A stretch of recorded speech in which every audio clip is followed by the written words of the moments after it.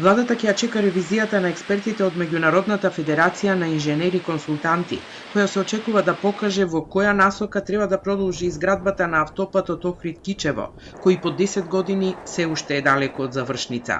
Министерот за транспорт и врски Благој Бочварски вели дека покрај ФИДИК експертите, јавното претпријатие за државни патишта ќе ангажира и стручни лица кои ќе бараат решение за 11 нови свлечишта што се појавија на трасата и се сериозен проблем. Потоа ќе се знае дали Синохидро ќе го напушти градилиштето или пратениците по четврти пат ќе го продолжат договорот со кинеската компанија кој завршува на крајот од годината. Ова значи дека по утврдување на сите овие правци кои што ќе произлезат од стручни лица, без при тоа да се прави политички притисок, туку со стручна анализа ќе дојдеме до најдобрата политичка одлука која што ќе донесеме и за завршување на автопатот, но и тој автопат да биде безбеден, сигурен за патување на граѓаните.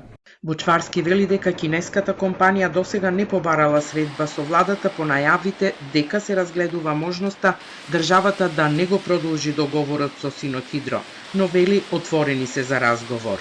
Компанијата Синохидро, јас веќе кажав, во минатиот период беа во континуирана координација со Министерството, со јавното претпријатие за државни патишта, со сите подизведувачи во насока на решавање и расчистување на сите прашања кои што се отвараа во текот на изградбата. Доколку побараат средба, секако дека ќе ја реализираме. Таа средба, инаку на техничко ниво се реализираат и се одржуваат средби. Важно е дека компанијата има се уште рок за реализација и до 31.12 имаат и рок и фронт за работа за да продолжат да работат на терен. Но веќе е известно дека 58 километри од автопатот Охрид-Кичево нема да бидат завршени до крајот на годината. Делницата започна да се гради во 2013 година и досега се потрошени 600 милиони евра. Премиерот Ковачевски вчера не ја исклучи можноста државата да се соочи со тужба и пенали ако договорот не се продолжи.